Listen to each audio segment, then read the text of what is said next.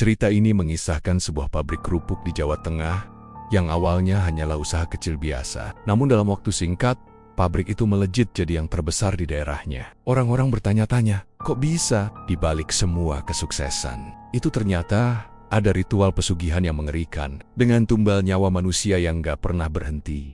Semakin lama, teror mulai muncul bukan hanya di dalam pabrik, tapi juga menghantui para pekerja, keluarga pemilik pabrik, bahkan warga sekitar. Rahasia gelap itu perlahan terungkap, dan siapa saja yang tahu terlalu banyak bisa ikut jadi korban. Sebelum lanjut ke ceritanya, jangan lupa subscribe channel Mystery Story, tekan tombol like jika kalian suka dengan ceritanya. Dan silakan tulis di komentar jam berapa dan dari kota mana Anda menonton, dan pastikan tonton sampai selesai karena setiap detiknya penuh misteri yang belum pernah terpecahkan. Dulu, pabrik kerupuk itu nggak ada yang mengira bakal jadi besar. Awalnya cuma usaha rumahan kecil di kampung pelosok Jawa Tengah. Pemiliknya, Pak Sastro, orangnya sederhana, berumur sekitar 50-an. Badannya agak gemuk, wajahnya selalu dihiasi senyum tipis. Orang-orang kampung mengenalnya sebagai sosok ramah, suka bantu tetangga. Tapi ada satu hal yang paling menonjol dari dirinya. Ambisi. Kalau udah urusan dagang, Pak Sastro nggak kenal lelah. Setiap pagi buta, sebelum ayam berkokok, Pak Sastro udah sibuk di dapurnya. Dia goreng kerupuk dengan wajan besar, sambil keringat bercucuran, asap minyak mengebul sampai bikin matanya merah. Istrinya, Bu Sastro, membantu bungkus kerupuk dengan plastik bening, lalu ditumpuk di keranjang bambu. Dari situ, Pak Sastro bawa sendiri dagangannya ke pasar. Dia nawarin kerupuknya ke pedagang warung, ke tukang sayur, bahkan ke anak-anak kecil. Awalnya, kerupuk itu biasa aja. Nggak ada yang istimewa. Rasa gurihnya juga standar. Harganya murah sih, tapi nggak jauh beda sama kerupuk lain yang dijual di pasar. Orang beli ya beli, nggak beli juga nggak rugi. Paling cuma jadi lauk tambahan kalau makan pecel atau nasi rames. Tapi yang aneh, dalam hitungan bulan, dagangan Pak Sastro mulai banyak peminat. Dari awalnya cuma 1-2 orang yang beli.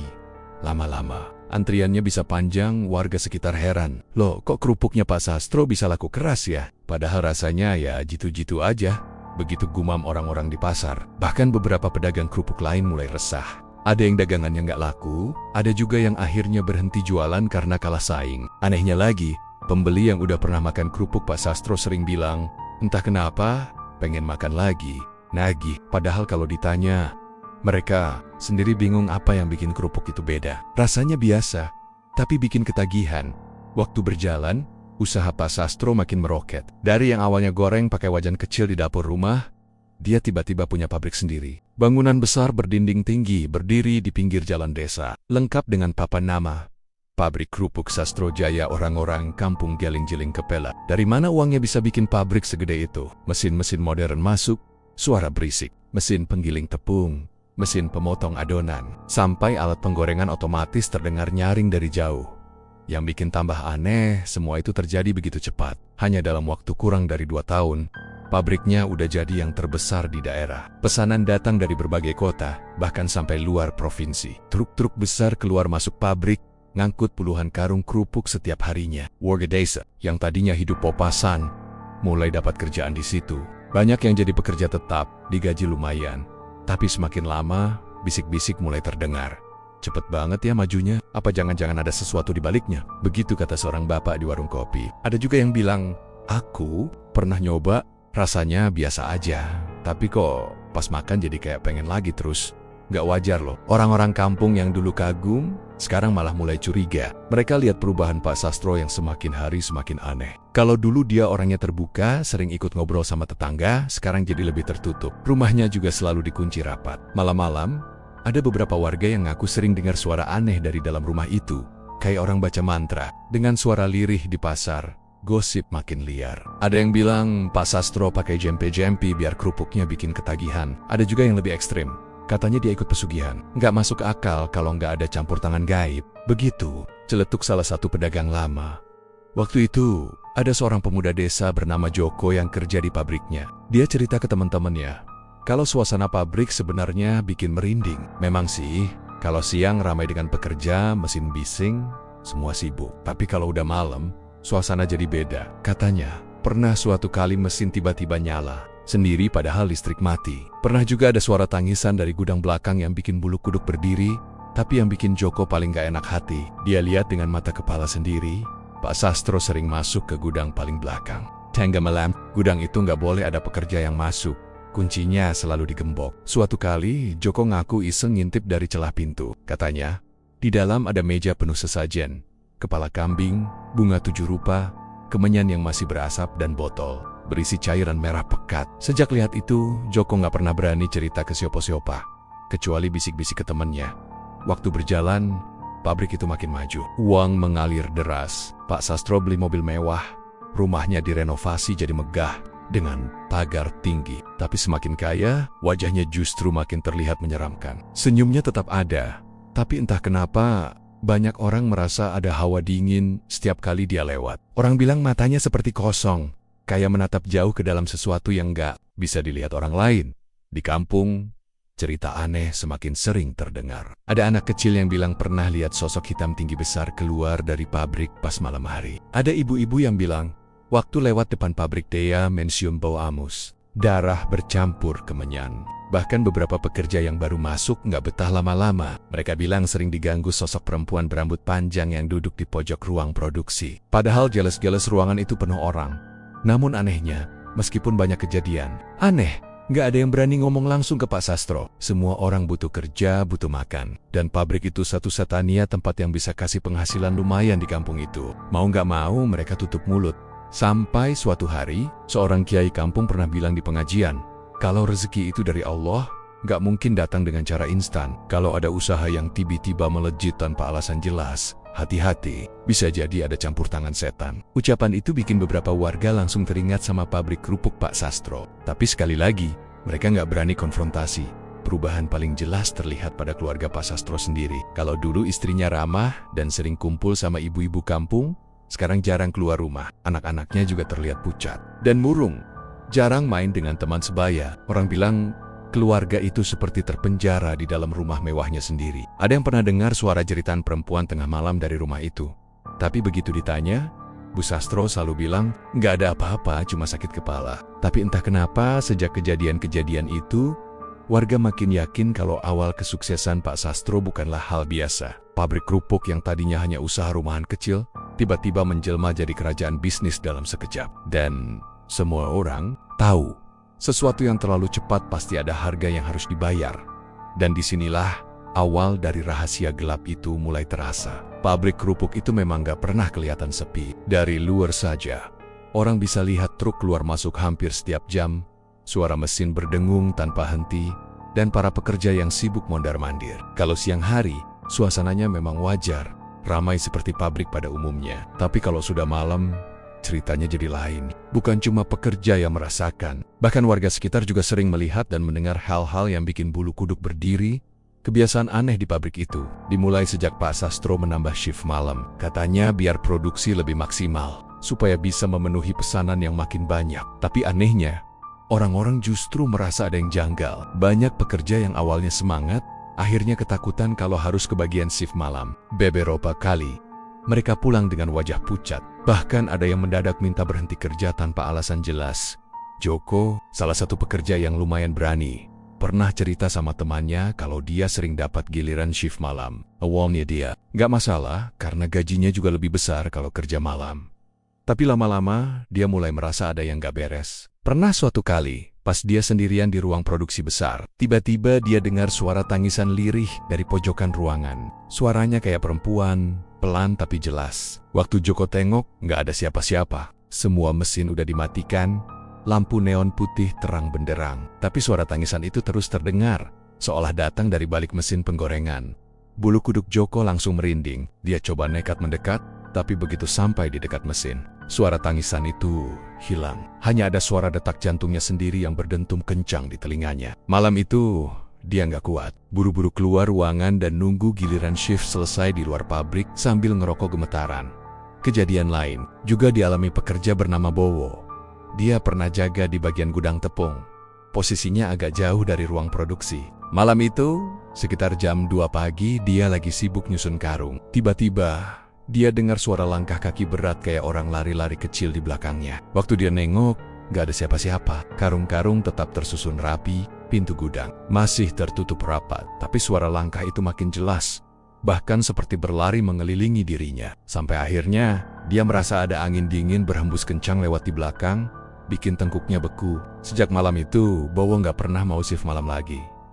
Yang paling bikin heboh, beberapa pekerja mengaku melihat bayangan hitam melintas di antara mesin-mesin. Ukurannya tinggi, besar, dan gerakannya cepat. Kadang cuma sekilas, kadang jelas. Sekali berdiri dia menatap dari kejauhan. Ada satu pekerja yang nekat mendekati bayangan itu, tapi katanya begitu dekat, bayangan itu lenyap begitu saja. Hanya meninggalkan bau busuk menyengat seperti daging busuk yang sudah lama membusuk. Cerita-cerita itu akhirnya sampai ke telinga warga sekitar. Mereka juga punya pengalaman sendiri. Banyak warga yang tinggal di dekat pabrik sering lihat asap hitam keluar dari dalam pabrik pada tengah malam. Asapnya tebal, pekat, tapi anehnya nggak pernah ada api. Kalau dipikir logis, asap hitam biasanya tanda kebakaran. Tapi kenyataannya nggak ada tanda kebakaran sama sekali. Besok paginya pabrik tetap normal, bahkan produksi berjalan lancar seperti biasa. Ada juga warga yang cerita kalau suara mesin dari pabrik masih terdengar bising tengah malam. Padahal katanya jam segitu mesin dimatikan. Suara deru mesin bercampur suara gedebuk-gedebuk aneh. Kayak ada benda berat jatuh, kadang juga suara orang menjerit samar-samar. Tapi kalau ditanya langsung ke pekerja, mereka cuma diam, nggak ada yang mau cerita banyak. Suatu malam Jumat Kliwon, beberapa pemuda kampung nekat nongkrong di dekat pagar pabrik. Mereka penasaran sama cerita-cerita serem yang beredar. Dari luar pagar, mereka lihat lampu di dalam pabrik masih menyala terang. Padahal waktu itu sudah lewat tengah malam, dan katanya produksi malam lagi libur. Mereka menunggu lama sambil bercanda-canda, sampai akhirnya salah satu dari mereka mendengar suara seperti besi digesek keras. Suara itu bikin telinga ngilu, seolah keluar dari dalam pabrik. Gak lama mereka semua melihat asap hitam pekat mengepul dari atap pabrik. Dari balik asap itu, muncul sosok besar hitam yang berdiri tegak, lebih tinggi dari atap pabrik. Matanya merah menyala, dan wajahnya nggak jelas, seperti hanya bayangan. Pemuda-pemuda itu langsung kabur ketakutan. Ada yang sampai jatuh saking paniknya. Besoknya, mereka sumpah serapah nggak mau lagi koba-koba uji nyali di dekat pabrik itu. Cerita lain datang dari seorang ibu rumah tangga yang tiap malam biasa lewat jalan samping pabrik. Katanya, beberapa kali dia melihat sosok perempuan berambut panjang duduk di depan pintu pabrik. Wajahnya pucat kayak mayat, matanya kosong. Begitu didekati, sosok itu hilang begitu saja. Hanya meninggalkan bau kemenyan bercampur amis darah. Ibu itu sampai jatuh sakit 3 hari setelah kejadian itu. Katanya, tubuhnya panas dingin dan tiap malam mimpi dikejar sosok perempuan yang sama. Semua kejadian itu bikin nama pabrik kerupuk Pak Sastro semakin misterius. Dari luar kelihatan sibuk dan sukses, tapi di dalamnya penuh cerita horor yang bikin orang merinding. Namun anehnya, meski begitu, orang-orang tetap bekerja di situ. Mereka tahu ada yang gak wajar, tapi kebutuhan hidup memaksa mereka bertahan. Upahnya lumayan, lebih besar daripada kerja di tempat lain. Jadilah banyak orang memilih tutup mulut, pura-pura nggak tahu. Sampai suatu kali, ada pekerja baru bernama Arif yang baru seminggu masuk. Dia kebagian shift malam sendirian di ruang penggorengan. Malam itu, dia sedang sibuk membereskan adonan kerupuk. Tiba-tiba, dari balik suara mesin yang mendengung, dia dengar suara orang berbisik memanggil namanya. Arif. Suaranya lirih tapi jelas. Dia terdiam, tengok ke kanan kiri, tapi ruangan kosong. Dia lanjut kerja, tapi suara itu makin sering terdengar. Arif, Arif, bulu kuduknya berdiri, keringat dingin bercucuran. Tiba-tiba lampu neon di atasnya berkedip-kedip, lalu mati. Ruangan gelap gulita, hanya tersisa suara mesin yang berderak. Pelan, dari kegelapan, Arif melihat sesuatu bergerak di antara mesin. Bayangan hitam besar melintas cepat, lalu berhenti tepat di ujung ruangan. Saat matanya menyesuaikan gelap, dia melihat sosok itu berdiri tegak, lebih tinggi dari manusia normal. Tubuhnya kurus kering, dan wajahnya enggak ada. Hanya lubang hitam menganga dengan mata merah menyala. Arif menjerit sekencang-kencangnya, sampai pekerja lain yang ada di luar ruangan berlarian masuk. Tapi begitu mereka datang, lampu neon menyala kembali, mesin berhenti, dan Arif tergeletak, pingsan di lantai dengan wajah pucat pasi. Sejak malam itu, Arif nggak pernah balik kerja. Katanya dia pindah ke kota lain, nggak berani lagi mendekati pabrik itu. Cerita demi cerita semakin menumpuk, tapi anehnya, produksi pabrik tetap lancar. Pesanan terus meningkat, uang terus mengalir. Pabrik itu seperti nggak pernah berhenti beroperasi. Bahkan saat para pekerja diganggu hal-hal mistis, seolah-olah ada sesuatu yang menjaga pabrik itu tetap berjalan, meski harus menakuti atau bahkan mengorbankan orang-orang di dalamnya. dan warga sekitar semakin yakin ada rahasia besar yang disembunyikan di balik pabrik kerupuk yang selalu sibuk. Rahasia yang perlahan-lahan mulai mengungkap sisi gelap dari kesuksesan Pak Sastro. Gudang belakang di pabrik kerupuk itu memang selalu jadi bahan bisik-bisik di antara para pekerja. Letaknya agak terpencil, berada di ujung bangunan pabrik, terpisah dari ruang produksi dan gudang penyimpanan tepung. Pintu gudangnya terbuat dari besi tebal berwarna hitam, selalu terkunci dengan gembok besar. Setiap orang yang lewat pasti merasa hawa di sekitar gudang itu lebih dingin daripada tempat lain, bahkan di siang bolong sekalipun.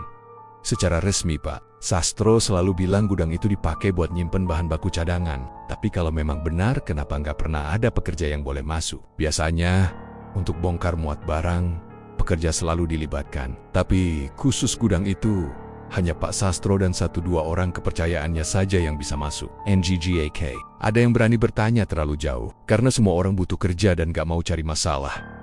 Meski begitu, rasa penasaran manusia memang gak ada habisnya. Apalagi ketika cerita-cerita aneh mulai muncul. Katanya, beberapa pekerja pernah iseng ngintip dari celah pintu gudang saat Pak Sastro lupa menutup rapat. Dari situ mereka mengaku melihat sesuatu yang bikin perut langsung mual. Ada meja panjang, di dalamnya penuh dengan sesajen, bunga 7 rupa, kemenyan yang masih mengepul, bahkan kepala kambing yang diletakkan di atas nampan besar. Lantai gudang juga basah oleh cairan merah yang masih segar, baunya menyengat seperti darah baru.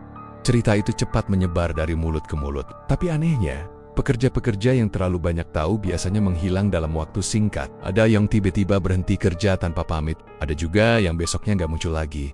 Dan keluarganya bilang mereka nggak pernah pulang. Lama-kelamaan, para pekerja jadi sadar kalau udah tahu sesuatu tentang gudang belakang, lebih baik pura-pura nggak lihat, pura-pura nggak dengar salah. Satu kisah paling menyeramkan datang dari seorang pemuda bernama Slamet. Dia termasuk orang yang nggak gampang takut, apalagi karena memang dikenal agak jahil. Suatu malam, dia nekat nongkrong di dekat gudang belakang pas jam istirahat. Dia penasaran, ingin tahu kenapa tempat itu selalu dikunci. Dia bilang ke temannya, paling cuma bahan baku. Masa iya ada hantu segala?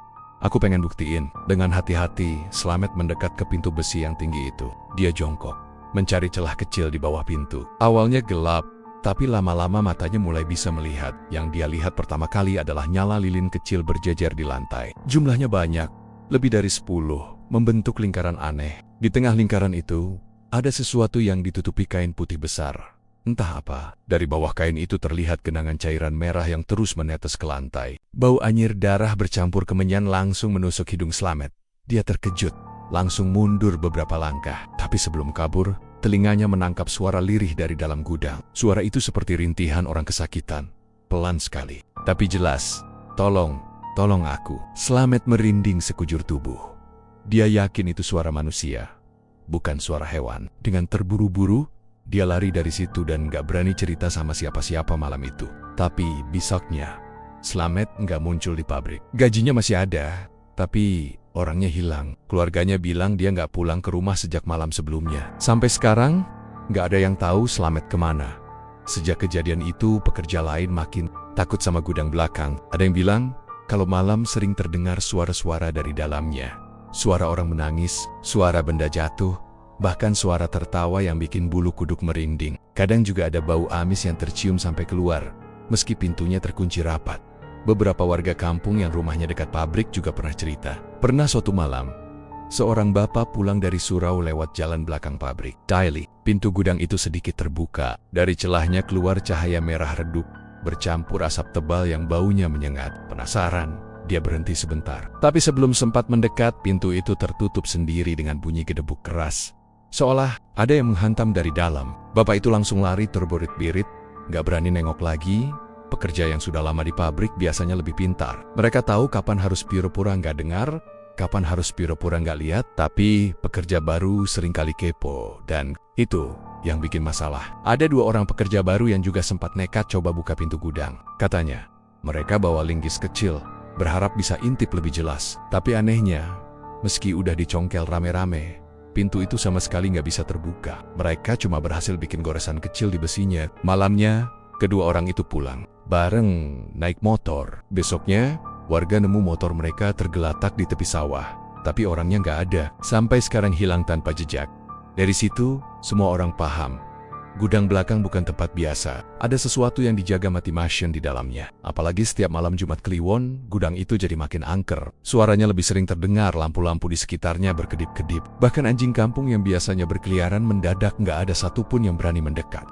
Suatu kali, Joko pekerja yang sudah lama kerja di situ hampir kena apes. Dia kebagian tugas bersih-bersih area belakang pabrik. Saat nyapu dekat gudang, tiba-tiba pintunya bergetar sendiri. Seperti ada yang menghantam keras dari dalam. Joko berhenti, keringat dingin mulai keluar. Lalu dari balik pintu, terdengar suara berat, pelan tapi jelas memanggil namanya. Joko, suaranya dalam, serak, bikin bulu kuduk berdiri. Joko langsung lempar sapunya, kabur ke ruang depan sambil cemet. Setelah itu, dia nggak pernah mau ambil kerjaan dekat gudang lagi. Pak Sastro sendiri selalu menghindari pembicaraan soal gudang belakang. Kalau ada pekerja yang bertanya, wajahnya langsung berubah dingin. Pernah ada satu pekerja iseng nanya, "Pak, gudang itu isinya apa sih? Kok dikunci terus?" Bukannya jawab, Pak Sastro malah menatap tajam dengan mata yang seakan kosong. Lalu dia cuma bilang, "Jangan pernah kepo kalau masih mau kerja di sini." Setelah itu, suasana langsung hening, nggak ada yang berani buka mulut lagi. Waktu demi waktu berlalu, misteri gudang belakang semakin gelap. Semakin banyak pekerja yang hilang secara misterius, dan hampir semuanya pernah terlihat dekat-dekot pintu gudang itu. Orang-orang mulai percaya kalau gudang itu bukan tempat simpan bahan baku, tapi tempat ritual pesugihan Pak Sastro. Dari situlah semua cerita tentang kesuksesan pabrik kerupuk itu bermula. Warga desa pun jadi serba salah. Di satu sisi, pabrik itu memberi mereka pekerjaan dan kehidupan lebih baik. Tapi di sisi lain, ada rasa takut yang gak bisa mereka buang. Setiap kali melewati gudang belakang, dada terasa sesak, hawa dingin menusuk tulang. Seolah ada puluhan mata tak terlihat yang mengawasi dari balik pintu besi itu. Beberapa orang tua di desa bahkan percaya kalau gudang belakang adalah tempat penyimpanan tumbal manusia. Mereka yakin orang-orang yang hilang itulah yang dijadikan persembahan. Dan kalau benar, maka darah yang membasahi lantai gudang itu bukan darah kambing atau ayam, melainkan darah manusia. Sejak saat itu, nggak ada lagi yang berani mendekat. Semua pekerja memilih sibuk dengan urusannya masing-masing. Pura-pura nggak tahu, pura-pura nggak lihat. Mereka sadar, semakin mereka kepo, semakin besar kemungkinan mereka bakal jadi korban berikutnya.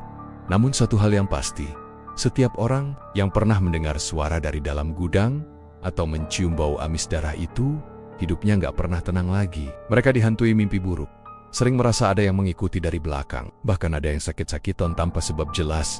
Rahasia gudang belakang semakin pekat, semakin kelam. Dan semua orang yang tahu hanya bisa berharap mereka nggak ikut terseret ke dalamnya. Karena sekali sudah melangkah terlalu dekat, mustahil bisa kembali dengan selamat. Malam itu suasana desa lumayan sepi. Cuma ada suara jangkrik yang saling bersakut. Angin dingin berhembus pelan, bikin daun-daun pohon pisang di sekitar pabrik bergoyang. Beberapa warga yang memang udah lama curiga sama aktivitas Pak Sastro, akhirnya kumpul diam-diam. Mereka penasaran. Soalnya dari dulu tiap malam Jumat Kliwon, pabrik itu selalu kedengeran rame. Padahal udah nggak ada shift malam lagi. Lampu-lampu pabrik juga nyala terang. Tapi nggak ada pekerja yang keluar masuk. 4 orang warga Mas Joko, Pak Surip, Tono, sama Bagus berkumpul di pos ronda. Wajah mereka kelihatan ragu, tapi rasa penasaran lebih gede. "Aku yakin ada yang gak beres, Mas. Wong tiap malam Jumat Kliwon selalu ada suara kayak orang rame kerja. Padahal aku punya ponakan yang kerja di sana, katanya jam segitu pabrik udah kosong," kata Tono sambil ngerokok. Mas Joko ngangguk pelan. "Aku juga sering lihat dari jalan depan pabrik, ada asap kayak kabut hitam keluar dari ventilasi. Baunya aneh, bukan kayak asap kayu bakar, tapi amis campur anyir." Pak Surip, yang usianya paling tua di antara mereka, sebenarnya agak takut. Tapi karena udah sering dengar keluhan warga, dia ikat juga. "Ya wis, kalau memang mau buktiin, malam ini kita ngintip bareng. Tapi ojo sampai masuk terlalu dalam. Kita cuma lihat dari luar aja." Nekono sing aneh, langsung cabut, ucapnya tegas. Mereka pun sepakat berangkat. Jam udah nunjukin pukul 11 malam. Dengan langkah pelan, mereka jalan ke arah pabrik yang letaknya agak di pinggir desa. Lampu pabrik menyala terang, tapi suasana sekitarnya justru makin mencekam. Dari kejauhan udah kedengeran suara gamelan halus, kayak gamelan Jawa yang diputar pelan. Bukan suara kaset atau rekaman, tapi lebih mirip suara asli. Tapi anehnya kayak datang dari bawah tanah, begitu mendekat. Mereka sengaja sembunyi di balik pohon jati besar yang ada nggak jauh dari tembok pabrik. Dari celah pagar, mereka bisa lihat jelas halaman dalam. Malam itu nggak ada pekerja, tapi di tengah lapangan pabrik ada lingkaran lilin yang disusun rapi. Pak Sastro duduk di tengah lingkaran itu, pakai jubah hitam panjang, Wajahnya serius banget. Bibirnya komet kamit bacain mantra. Tangannya sesekali ngangkat ke atas, yang bikin bulu kuduk mereka berdiri. Di sekeliling Pak Sastro ada bayunggen-bayunggen tinggi besar, kayak makhluk hitam tanpa wajah. Badannya gede banget, jauh lebih tinggi dari manusia biasa. Gerakannya pelan, tapi bikin udara sekitarnya jadi berat. Kayak ada hawa panas yang keluar dari tubuh makhluk-makhluk itu. Ya Allah, bisik Bagus. Wajahnya pucat. Belum cukup sampai. Di situ, di atas meja sesajen yang penuh dengan bunga, kepala kambing, dan kendi berisi cairan merah. Ada sosok perempuan berambut panjang duduk diam. Rambutnya terurai sampai nutupin sebagian wajah. Kulitnya pucat banget, kayak mayat yang udah lama dikubur. Matanya kosong, tapi senyumnya tipis. Bikin siapa aja yang lihat pasti langsung merinding. Warga yang ngintip cuma bisa terdiam. Jantung mereka berdegup kencang. Keringat dingin bercucuran meskipun malam itu udara dingin menusuk. Mereka tahu kalau lagi lihat sesuatu yang bukan dari dunia ini. Pak Sastro terus melanjutkan ritualnya. Suaranya makin keras, bacaannya makin gak jelas. Lilin-lilin di sekelilingnya tiba-tiba bergetar kayak mau mati. Tapi nggak padam. Sesajen di meja bergoyang. Darah kambing di wadah kecil itu meluap keluar kayak direbus. Tiba-tiba, salah satu makhluk hitam tinggi besar itu bergerak. Dia jalan mendekat ke arah pagar, tepat ke tempat para warga ngintip. Bayangan tubuhnya makin jelas, tinggi hampir nyampe 5 meter. Wajahnya nggak ada, cuma gelap. Tapi dari tubuhnya keluar bau busuk, kayak bangkai yang udah lama nggak dikubur. Cabut Saiki, bisik Pak Surip dengan suara gemetar. Mereka buru-buru mundur pelan. Tapi ternyata langkah mereka kepleset kena ranting. Suara krek terdengar cukup keras. Pak Sastro yang tadinya fokus ke ritual langsung berhenti. Menoleh pelan ke arah pagar. Matanya merah menyala kayak bara api. Senyumnya lebar banget. Nggak wajar, kayak manusia tapi juga bukan. Siapa di situ? Suaranya berat, menggema kayak keluar dari dalam gua. Warga panik. Mereka langsung lari secepat sepotenia tanpa nengok ke belakang. Langkah kaki mereka beradu sama suara gamelan yang mendadak jadi keras, campur suara tawa perempuan panjang melengking. Dari dalam pabrik, Mas Joko hampir jatuh waktu lari. Tapi ditarik sama Bagus, mereka terus lari sampai jauh, baru berhenti setelah sampai di pinggir desa dekat sawah. Nafas mereka enggiosen-gosen, wajah pucat pasi. Apa barusan? Beneran kita lihat? Tanya Tono gemetar. Nggak salah lagi, jawab Mas Joko. Pak Sastro memang pesugihan, dan makhluk yang kita lihat tadi itu bukan manusia. Mereka semua terdiam. Nggak ada yang berani ngomong lagi. Malam itu bener-bener bikin mereka trauma. Sejak kejadian itu, mereka berempat sepakat nggak akan cerita sama orang lain. Mereka takut kalau ngomong sembarangan nyawanya bisa jadi taruhannya. Tapi kabar burung tetap nyebar. Entah dari mana, desas-desus tentang ritual tengah malam di pabrik kerupuk itu makin lama makin banyak yang tahu. Orang-orang mulai ngehubungin kejadian aneh di desa dengan pabrik itu. Ada warga yang ngaku sering dengar suara perempuan ketawa di sekitar pabrik kalau malam Jumat Kliwon. Ada juga yang lihat bayangan hitam keluar dari gudang belakang dan masuk ke hutan. Bahkan ada cerita pekerja pabrik yang pulang malam tiba-tiba sakit keras sampai meninggal dalam waktu singkat. Pak Sastro sendiri tetap jalan seperti biasa. Di siang hari, dia ramah, murah senyum, suka nyumbang buat kegiatan desa. Tapi di balik itu semua, dia menyimpan rahasia kelam yang gak semua orang sanggup lihat. Malam Jumat Kliwon berikutnya, suara gamelan itu terdengar lagi. Kali ini lebih keras, bahkan sampai ke rumah warga. Ada juga yang bilang mereka lihat cahaya merah dari dalam pabrik kayak api, tapi gak ada bekas kebakaran. Seolah-olah ada dua dunia yang bertabrakan di satu tempat. Sejak malam itu, warga desa nggak pernah lagi berani lewat depan pabrik kalau malam. Mereka lebih pilih muter jauh meskipun butuh waktu lebih lama. Pabrik itu bukan cuma sekadar tempat produksi kerupuk, tapi udah berubah jadi tempat angker yang penuh misteri. Meskipun begitu, bisnis Pak Sastro justru makin sukses. Pesanan kerupuknya nggak pernah berhenti, bahkan sampai keluar Jawa Tengah. Semua orang makin heran, gimana bisa pabrik itu terus berkembang meskipun di baliknya penuh kejadian mistis yang bikin bulu kuduk merinding. Tapi satu hal yang pasti, warga yang pernah ngintip ritual itu sampai sekarang masih hidup dalam ketakutan. Setiap malam Jumat Kliwon, mereka selalu teringat tawa panjang perempuan pucat yang duduk di atas meja sesajen. Tawa yang kayaknya masih terus ngikutin mereka, bahkan di dalam mimpi. Malam itu, suasana pabrik kerupuk masih sama seperti biasanya. Mesin-mesin penggoreng besar menderu tanpa henti. Bunyinya bergema sampai keluar gedung. Para pekerja shift malam sudah terbiasa dengan suara itu walaupun lama-lama bikin telinga pengang. Di pojok ruangan, Joko, salah satu pekerja paling rajin, lagi sibuk nyusun karung kerupuk yang sudah digoreng. Dia masih muda, mungkin baru 23 tahun, Tubuhnya kekar karena tiap hari angkat-angkat karung. Teman-temannya sering bilang Joko orangnya paling tahan banting. Nggak pernah ngeluh walaupun kerja keras, tapi malam itu Eda yang beda dari siang tadi. Wajah Joko kelihatan pucat. Dia sempat bilang ke temannya kalau kepalanya pusing, tapi tetap memaksa masuk kerja karena butuh uang lemburan. Nggak apa-apa, cuma masuk angin, katanya sambil ketawa kecil. Nggak ada yang nyangka kalau malam itu bakal jadi malam terakhirnya. Sekitar jam 1 dini hari, suasana pabrik mulai aneh. Beberapa pekerja yang lagi jalan di dekat gudang belakang bilang mereka cium bau amis kayak darah segar. Padahal pabrik itu jelas nggak ada urusan sama hewan. Salah satu pekerja, Slamet, sempat nyeletuk, kalian nyium bau apa nggak sih? Temannya cuma geleng, tapi makin lama bau itu makin kuat. Sampai bikin mual. Mereka pikir mungkin ada tikus mati di sekitar gudang. Nggak ada yang berani ngecek.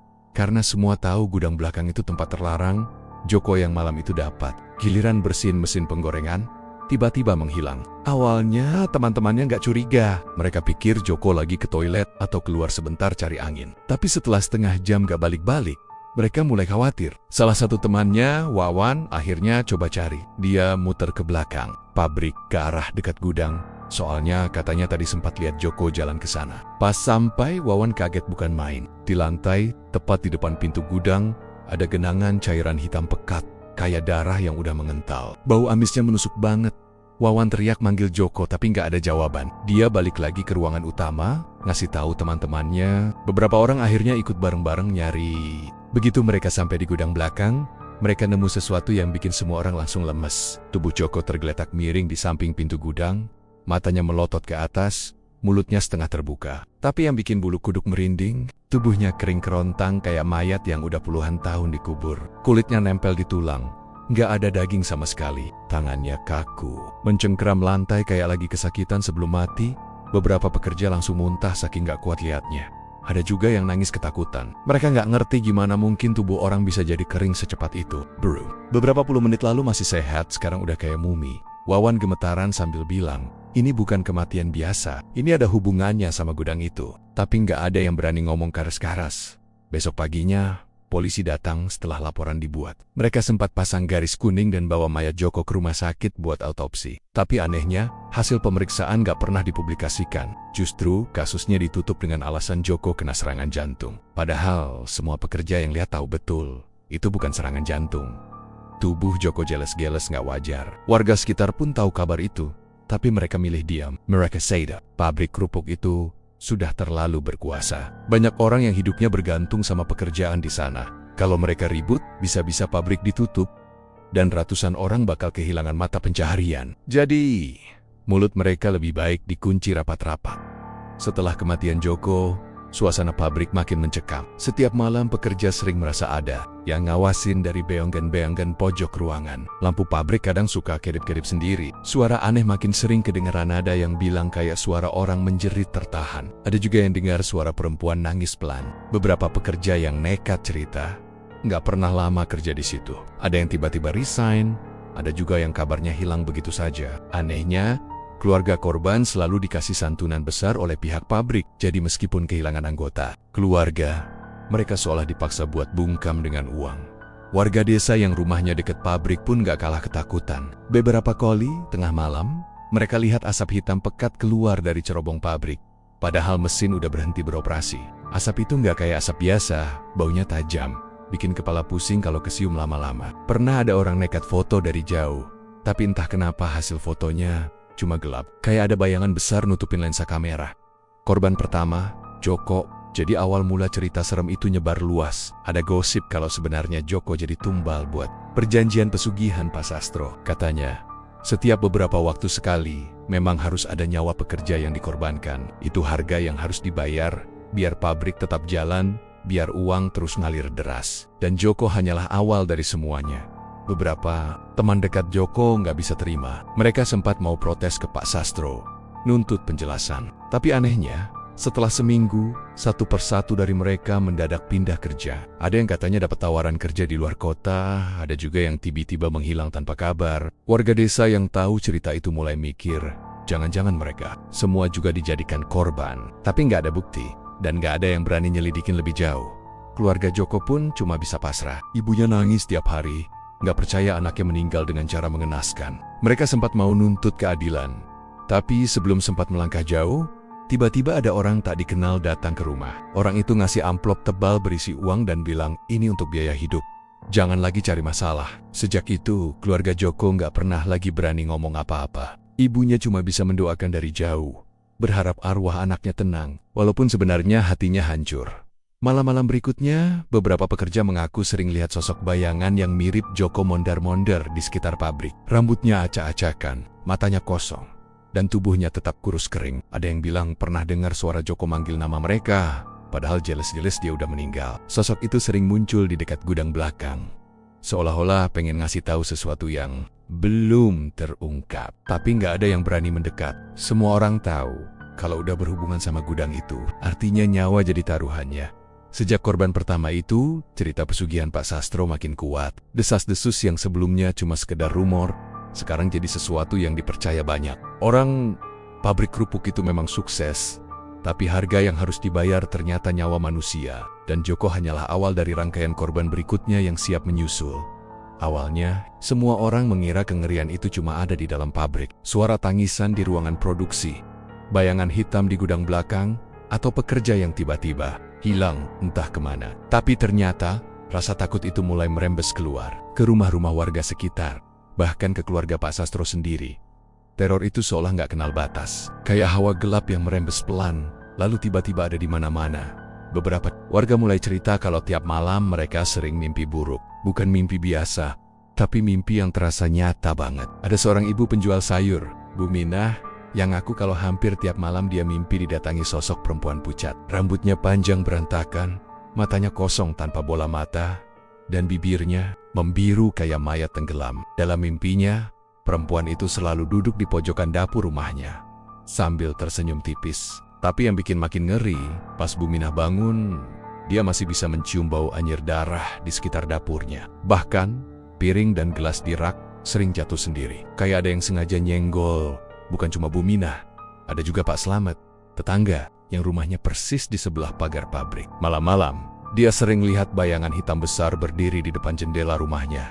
Tingginya bisa hampir nyentuh atap. Bayangan itu nggak punya wajah, cuma gelap pekat, tapi auranya bikin bulu kuduk berdiri. Kadang-kadang, bayangan itu masuk ke pekarangan dan berdiri lama di depan pintu, seakan lagi nunggu seseorang buka. Pak Slamet pernah coba beranikan diri intip lewat tirai. Begitu dia buka sedikit, bayangan itu tiba-tiba nempel di kaca jendela, padahal rumahnya 2 lantai. Sejak malam itu, Pak Slamet jadi sering sakit-sakitan. Badannya kurus, matanya cekung, kayak orang disedot energinya. Banyak yang bilang, itu akibat dari makhluk penunggu pesugihan yang ikut nyebar. Di sisi lain, keluarga Pak Sastro juga nggak tenang. Istrinya, Bu Warti, sering kedengeran teriak histeris tengah malam. Tetangga-tetangga bilang, teriakannya mirip orang yang lagi kesakitan luar biasa. Ada juga suara jeritan anak kecil. Padahal semua anak Pak Sastro udah pada besar. Konon, suara itu datang dari kamar belakang, yang pintunya selalu terkunci rapat. Pernah ada satu kali, tetangga nekat ngintip dari celah jendela rumah itu. Katanya dia lihat ada sosok perempuan duduk di lantai, rambutnya menutupi wajah, tangannya berlumuran darah, dan ada bayi kecil yang menangis di pelukannya. Tapi begitu dia kelipin mata, sosok itu langsung hilang, dan ruangan tampak kosong. Besoknya, tetangga itu jatuh sakit parah. Tubuhnya panas dingin, matanya merah kayak abis nangis. Supplement, dia sempat cerita, kalau dalam tidurnya, sosok perempuan itu terus datang dan bilang, kamu nggak boleh lihat. Lama-lama, warga mulai sadar kalau teror ini bukan hal biasa. Mereka yakin kalau ada perjanjian hitam di balik kesuksesan Pak Sastro. Apalagi, kejadian-kejadian aneh makin sering muncul. Motor yang parkir di depan rumah warga tiba-tiba jatuh sendiri, meskipun nggak ada angin kencang. Ada juga ayam-ayam peliharaan yang mati mendadak, tubuhnya kering kayak disedot darah. Anak-anak kecil sering nangis tanpa sebab pas malam hari, sambil nunjuk ke pojok kamar yang kosong. Dan anehnya, jam teror itu selalu sama, sekitar jam 2-3 pagi. Warga nyebutnya sebagai waktunya pabrik hidup. Suatu malam, seorang pemuda kampung Bowo yang terkenal nekat iseng nongkrong di dekat pagar pabrik. Dia pengen buktiin sendiri kalau cerita itu benar. Awalnya cuma kedengeran suara mesin dari dalam, kayak suara gilingan dan besi beradu. Padahal jelas-jelas pabrik lagi libur. Tapi makin malam, dia dengar suara orang nangis. Nangisnya pelan, tapi lama-lama makin keras, kayak suara perempuan kesakitan. Bowo sempat ngerekam pakai HP. Tapi anehnya, pas dia pulang dan buka rekaman, yang kedengeran cuma suara dengungan aneh kayak ribuan lebah, bikin telinga panas. Malam itu, Bowo nggak bisa tidur. Dia merasa ada yang duduk di ujung kakinya. Pas dia buka mata, ada sosok hitam besar nunduk tepat di atas wajahnya. Wajahnya rata, nggak ada mata, hidung, atau mulut. Bowo langsung pingsan. Dan sejak saat itu, dia nggak pernah berani cerita apa-apa lagi. Matanya kosong, kayak orang kehilangan semangat hidup. Di rumah Pak Sastro sendiri, ketakutan itu justru lebih nyata. Bu Arti pernah cerita ke salah satu saudaranya, kalau hampir tiap malam dia dengar suara langkah kaki di lorong rumah. Padahal, semua orang udah tidur. Kadang-kadang, langkah itu berhenti tepat di depan pintu kamar, lalu terdengar suara bisikan. Lirih, katanya. Bisikannya kayak suara perempuan, bayarnya kurang, bayarnya kurang. Bu Arti sampai nggak berani keluar kamar. Anaknya juga ngalamin hal sama. Suatu kali si bungsu, Dina, lagi belajar di ruang tamu. Dia tiba-tiba lihat bayangan perempuan berambut panjang lewat ke arah dapur. Disangkanya ibunya, tapi waktu Dina manggil, ibunya ternyata lagi ada di kamar. Sejak itu, Dina sering mimpi buruk. Dalam mimpinya, dia diajak main sama sosok perempuan pucat itu. Tangannya dingin, kulitnya pucat, dan mulutnya penuh darah. Warga sekitar yang tadinya memilih dia mulai resah. Mereka merasa ikut terjebak dalam lingkaran pesugihan itu. Tapi nggak ada yang berani menegur Pak Sastro secara langsung. Selain karena takut, mereka juga merasa berhutang karena pabrik itu sudah banyak memberi lapangan kerja. Namun, semakin lama, ketakutan itu jadi nggak tertahan. Ada satu kejadian yang bikin warga geger. Malam Jumat Kliwon, tiba-tiba dari pabrik keluar asap hitam pekat. Asap itu naik ke langit, menutupi bulan. Dari dalam pabrik, terdengar suara teriakan panjang, kayak jeritan orang yang sedang disiksa. Semua warga keluar rumah tapi enggak geda. Yang berani mendekat, mereka cuma bisa melihat dari jauh. Dan sejak malam itu, makin banyak warga yang sakit aneh. Tubuh mereka kurus mendadak, wajahnya pucat, dan selalu ngelantur hal yang sama.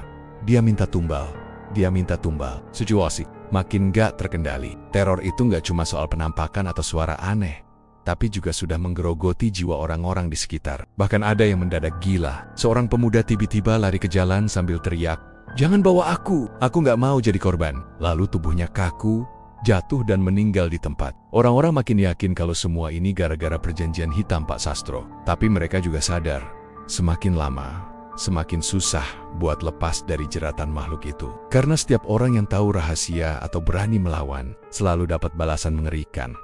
Keluarga Pak Sastro sendiri sebenarnya juga udah nggak kuat, tapi mereka terikat janji kalau mereka melanggar, nyawa mereka sendiri yang jadi taruhannya. Itulah kenapa, meskipun setiap malam diteror sampai nggak bisa tidur, mereka tetap bertahan. Bayangan hitam, suara jeritan, sosok perempuan pucat, semua itu jadi bagian dari kehidupan mereka sehari-hari. Hidup mereka mungkin kaya, tapi setiap hari seperti disiksa. Dan yang paling menakutkan adalah teror itu nggak menunjukkan tanda-tanda bakal berhenti.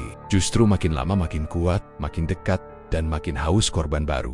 Malam itu, suasana desa begitu mencekam. Udara terasa berat, langit pekat tanpa bintang, dan angin bertiup dingin menusuk tulang. Hari itu kebetulan malam Jumat Kliwon, malam yang dipercaya banyak orang sebagai waktu ketika dunia gaib paling dekat dengan manusia. Pabrik kerupuk milik Pak Sastro, yang selama bertahan-tahan jadi pusat perhatian sekaligus sumber teror, terlihat lebih gelap dari biasanya. Tidak ada aktivitas mesin, tidak ada pekerja mondar-mandir. Namun warga sekitar merasakan hawa aneh yang semakin kuat keluar dari arah bangunan itu.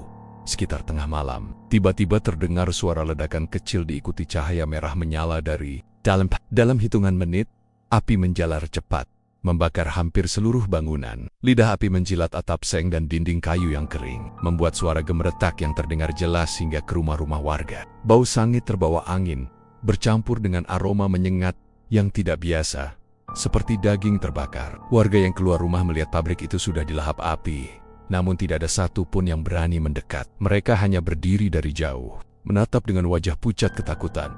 Bukan hanya karena api yang besar, tapi karena dari dalam pabrik terdengar suara-suara yang tak masuk akal. Jeritan panjang yang seolah berasal dari puluhan orang menggema bersahut-sahutan. Ada tangisan, ada teriakan minta tolong, dan ada suara mengeram berat yang bukan suara manusia. Suara itu membuat bulu kuduk berdiri, membuat beberapa warga yang sudah berusia lanjut sampai jatuh lemas.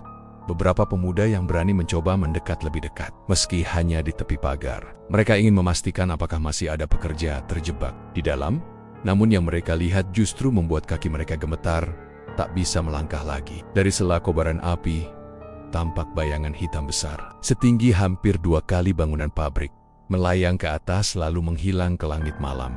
Bentuknya samar, tak memiliki wajah, hanya seperti gumpalan asap pekat yang bergerak sendiri. Sesaat setelah itu, terdengar suara tawa panjang yang melengking, bercampur dengan jeritin-jeritin lain yang semakin lama, semakin melemah.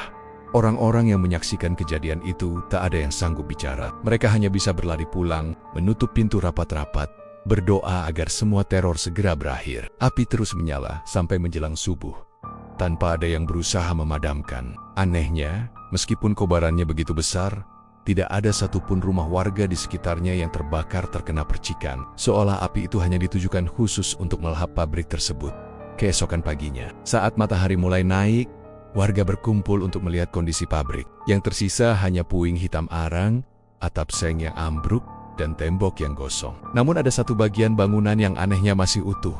Gudang belakang, dindingnya yang dari bata merah tidak tersentuh api sama sekali. Pintu kayunya pun tetap terkunci rapat. Banyak warga yang bingung, bagaimana mungkin api sebesar itu tidak menyentuh gudang tersebut. Akhirnya beberapa orang nekat mendobrak pintu gudang. Begitu pintu berhasil dibuka, bau busuk menusuk hidung, bercampur aroma anyir darah yang sudah lama mengering. Dan yang terlihat di dalam membuat semua orang terdiam membeku. Puluhan tengkorak manusia tersusun rapi di sudut ruangan. Ada yang masih lengkap dengan tulang-tulangnya, ada juga yang hanya kepala. Lantai gudang penuh dengan bercak darah menghitam yang sudah mengeras. Di tengah ruangan ada meja besar dengan bekas lilin hitam yang meleleh, sisa-sisa sesajen dan kain merah yang sudah kusam.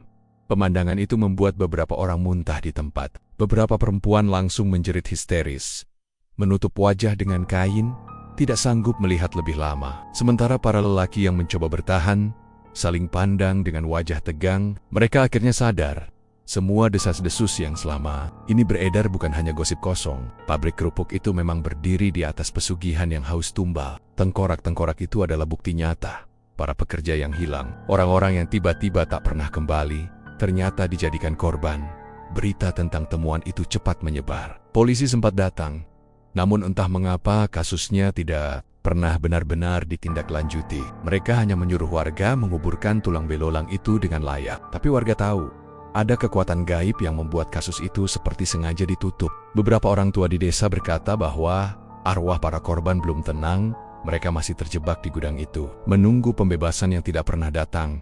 Sejak hari itu, meskipun pabrik sudah tidak ada, teror tetap berlanjut. Setiap malam Jumat Kliwon, warga sering mendengar suara jeritan dari arah reruntuhan pabrik. Suara itu terdengar jelas, seperti orang minta tolong dari dalam kobaran api yang sudah tidak ada. Kadang ada suara perempuan menangis panjang, kadang suara laki-laki menjerit kesakitan. Beberapa orang yang kebetulan lewat di dekat lokasi saat malam mengaku melihat bayangan hitam besar berdiri di tengah reruntuhan, menatap tanpa mata, hanya dengan tubuh hitam pekat. Ada juga yang melihat sosok perempuan pucat duduk di atas puing bata. Rambutnya tergerai panjang, wajahnya penuh luka, seolah masih menunggu giliran untuk dibebaskan. Keluarga Pak Sastro pun lenyap entah kemana setelah kejadian itu. Ada yang bilang mereka ikut terbakar di dalam pabrik, ada yang bilang mereka kabur sebelum api melahap semuanya. Tidak ada yang tahu pasti. Namun yang jelas, nama Pak Sastro selalu disebut-sebut dengan nada penuh kebencian dan ketakutan. Warga sadar, keserakahan dan ambisi yang terlalu besar membuatnya bersekutu dengan sesuatu yang jauh lebih berbahaya. Dari APA Pun, pabrik yang dulunya jadi kebanggaan desa, kini hanya menyisakan cerita kelam yang diwariskan turun-temurun. Bagi warga, reruntuhan pabrik itu bukan sekadar bangunan kosong, itu adalah penjara arwah. Tempat di mana puluhan jiwa tak berdosa masih terjebak, menjerit setiap malam. Tidak ada yang berani mendekat, apalagi membangun di atas tanah itu. Bouchen, saat pemerintah menawarkan untuk membersihkan lahan dan menjadikannya tempat usaha baru, warga menolak. Mereka takut jika tanah itu diganggu, kutukan akan menyebar lebih luas lagi. Malam Jumat Kliwon berikutnya, beberapa pemuda mencoba membuktikan keberanian dengan mendatangi reruntuhan. Mereka hanya bertahan sebentar sebelum lari terbirit-birit. Katanya, mereka melihat sosok hitam tinggi besar berjalan di antara puing, sementara suara jeritan terdengar jelas di telinga. Meskipun mulut sosok itu tidak bergerak, sejak saat itu tidak ada lagi yang berani coba-coba. Semua orang sepakat membiarkan tempat itu apa adanya, menjadi saksi bisu dari keserakahan manusia yang berakhir tragis. Hingga sekarang, cerita itu masih sering diceritakan ulang oleh orang-orang tua bahwa dulu ada seorang lelaki bernama Pak Sastro yang rela menyerahkan jiwa orang lain demi kekayaan. Bahwa pabrik kerupuk yang pernah jaya itu sebenarnya berdiri di atas darah dan tulang manusia. Dan bahwa setiap malam Jumat Kliwon, arwah para korban masih menjerit, meminta kebebasan yang tidak pernah datang. Sebuah pengingat kelam bahwa keserakahan selalu menuntut harga yang mahal. Bahkan nyawa manusia sekalipun, kisah itu menutup perjalanan panjang pabrik kerupuk Pak Sastro. Dari awal kesuksesan yang penuh tanda tanya, hingga akhir tragis yang mengungkap segalanya. Pabrik itu memang sudah tidak ada, tapi bayangannya tetap hidup dalam ketakutan warga. Sebuah kisah yang akan terus dikenang, bukan sebagai cerita tentang kejayaan, melainkan tentang kutukan dan keserakahan yang mengundang maut. Itulah kisah tentang pesugihan pabrik kerupuk di Jawa Tengah. Dari luar kelihatan biasa aja, bahkan menguntungkan banyak orang. Tapi di balik itu semua, ada harga yang harus dibayar dengan nyawa manusia. Kadang, kita nggak pernah tahu apa yang sebenarnya terjadi di balik kesuksesan orang lain. Yang jelas, keserakahan selalu punya akhir yang tragis. Terima kasih sudah menonton channel Mystery Story. Terus dukung channel ini dengan cara komen, like, share, dan subscribe.